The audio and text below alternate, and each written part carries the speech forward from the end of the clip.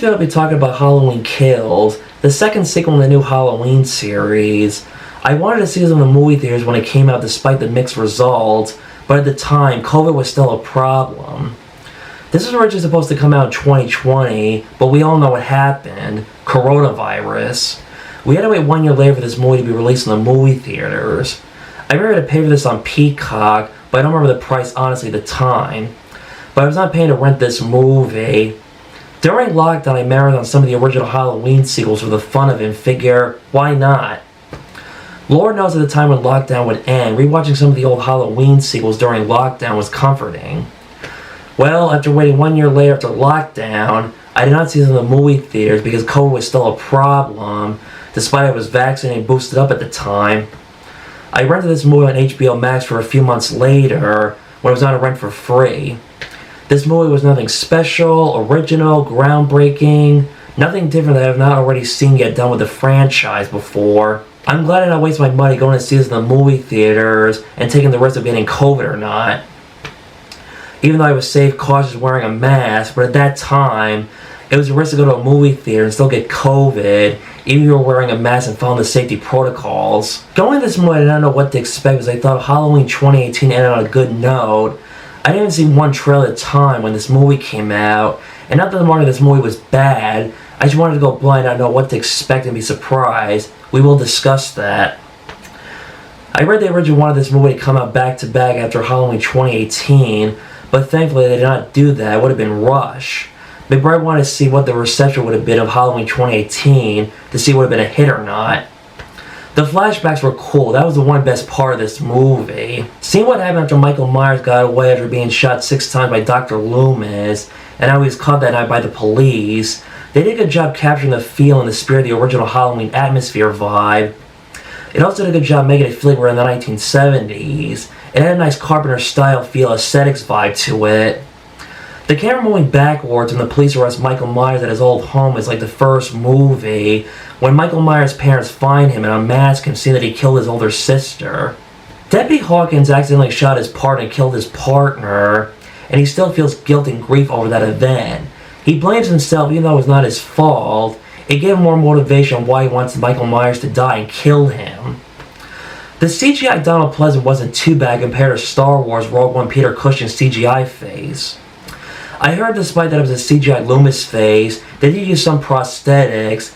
In a way, this opening scene felt like it could have been its own movie as a prequel to this new Halloween series.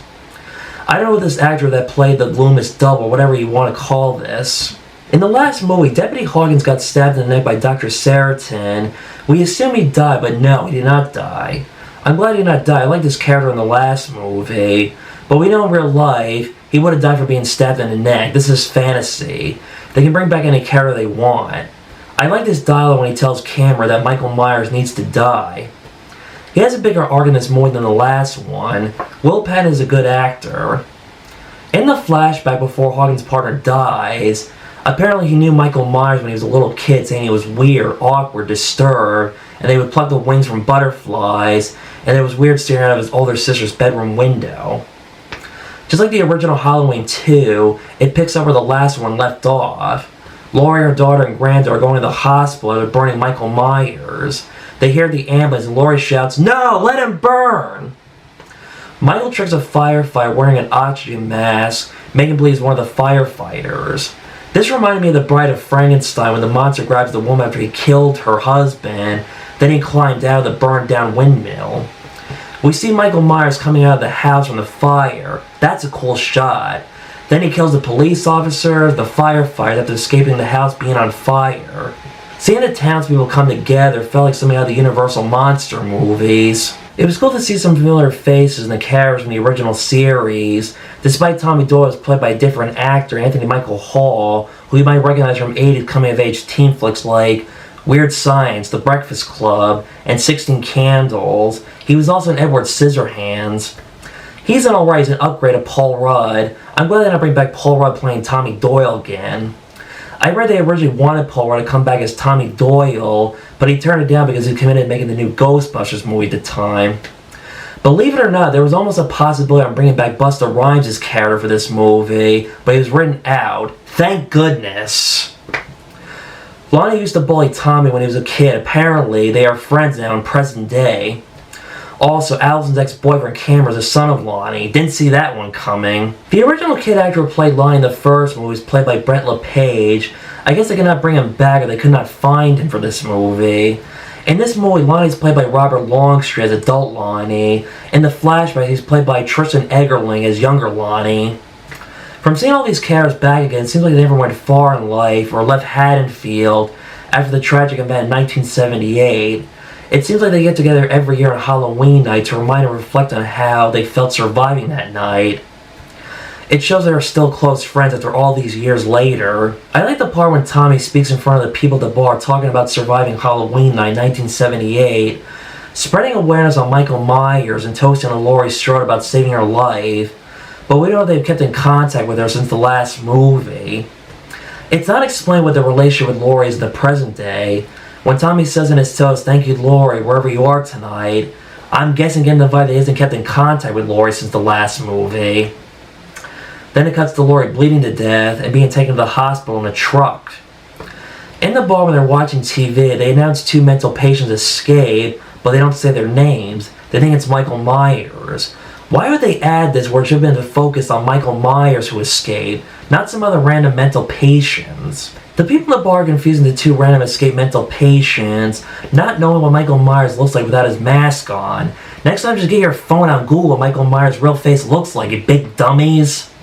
In the last movie, when Michael Myers was walking around blending with trick-or-treaters, we see this random couple dressed in a sexy nurse and a doctor get in a car going to some Halloween party event. Then they get in the car, they pass Michael Myers without knowing it. They have a semi-bigger role in this movie, but of course they get killed by Michael Myers. Little they know at the time watching Halloween 2018, these random extra minor characters would be in this movie. Their costume details are reversed. Apparently the wife is a real doctor, and her husband is a nurse. I hate to say the husband sucks. He goes outside with his wife, they need to go back into the bar to get something. He leaves his wife behind, alone in the dark in a parking lot. Crappy husband.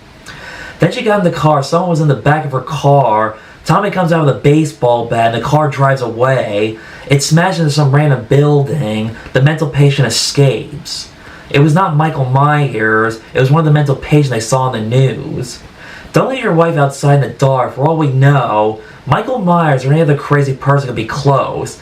Get the divorce papers started and find a better husband who will protect you when danger is around. In the flashback, we see how Lonnie came across Michael Myers the night of Halloween 1978, but Michael Myers did not kill him. It was also nice to see the original actress Kyle Richards who played Lindsay Wallace. I know she's had a successful career, but I don't know anything else about her outside of Halloween, and I've never seen any reality TV shows. As I said before in my past videos, I'm not into and I hate reality TV shows. When Tommy mentions her babysitter Anne was killed, they show the clip from the original Halloween 2 when Sheriff Brackett finds Annie's dead body, despite the fact they ignored the original Halloween 2. They brought back Nancy Stevens, who played the nurse in the first Halloween, Halloween 2, and H2O. This is the second time we see Nurse Marion Chambers killed by Michael Myers, but in a different series. She was killed by Michael Myers in H2O. She tries to shoot Michael, saying, "This is for Dr. Loomis," and wouldn't you know, no bullets. Michael stabs her and she dies. Then he kills the black couple. He kills the sexy nurse. Michael kicks the door and the gun hits her and she shoots herself in the face. Damn, that's brutal. I like when we see Lindsay Wallace find kids at a playground asking them, where are their parents? Good question. It was the same trick-or-treaters who wore the Shamrock Halloween mask from Halloween 3 in the last movie. She had a little brief showdown with Michael. When Tommy, Lonnie, Cameron, and Allison find dead bodies at the playground, it felt like the first movie when Laurie found her friends' dead bodies. Also, Michael killed the kids dressed in the silver Shamrock mask from Halloween 3. Then she's being chased by Michael Myers. This is a callback to the first movie. It was a nice touching moment when Tommy comforts Lindsay after she is saved and had a bad traumatic experience against Michael Myers. Just like in the original Halloween 2, Laurie took a backseat and was barely in the movie that much. She was in the hospital throughout the entire movie recovering from an injury. One would think how she had a good role in the last movie, we would have seen more of her in this movie, despite her performance in the last movie the same as H2O. She wanted to go out to kill Michael and help her daughter, says, "No, you're staying here at the hospital to recover." The biggest mistake they do is lying to Laurie that Michael Myers died burning, but he did not. I did like the brief reunion with Tommy and Laurie, but I wish it could have maybe lasted a little longer, had a few more minutes of dialogue, conversation together. I wanted an explanation on if Laurie and Tommy are still close, or kept in contact with each other since the first movie. It would have been nice to have an emotional moment between Tommy and Laurie. Her advice to Tommy is to fight him and fight. When Laurie tries to help, her injury gets worse when the suture rupture.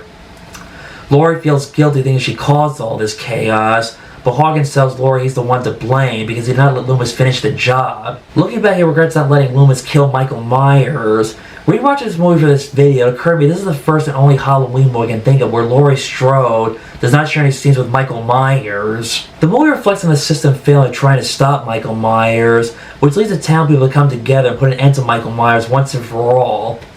When they confused the other mental patient at the hospital thinking it was Michael Myers, I found this part unnecessary, dumb, stupid, and ridiculous. It was a waste of screen time. They could have cut this part out, it would not affect the film's plot. It felt like a throwback to Halloween 2 when they confused Ben Trimmer thinking he was Michael Myers. Come on! Even as an audience, we know this guy looks nothing like Michael Myers. How do people not know what Michael Myers looks like? Are these people that stupid? Do they even watch the news or seen photos of Michael Myers with his mask in the newspaper? They didn't even show the consequences of what the mob did, and it's never mentioned again like they covered it up or pretended it did not happen. They kicked this subplot to the side curve. Laurie had a brief romance with Frank Hawkins despite knowing she had a crush on Ben Tramer back in the day. When Laurie says the only way you can die, if I die, you and Allison deserve the suffering I created, and they are not siblings in this movie. This dialogue doesn't make any sense. It's corny, it does not work. After bringing Laurie to the hospital, Laurie's daughter Karen and granddaughter Allison grieve over the death of her husband and father. Even though the dad was annoying, it was sad for her to lose him, hard for her daughter losing her father, and hard for her wife losing her husband. Allison was in shock and wanted to join the mob crowd with her ex-boyfriend Cameron. Tommy Doyle and Lonnie killed Michael Myers because of her friend's death.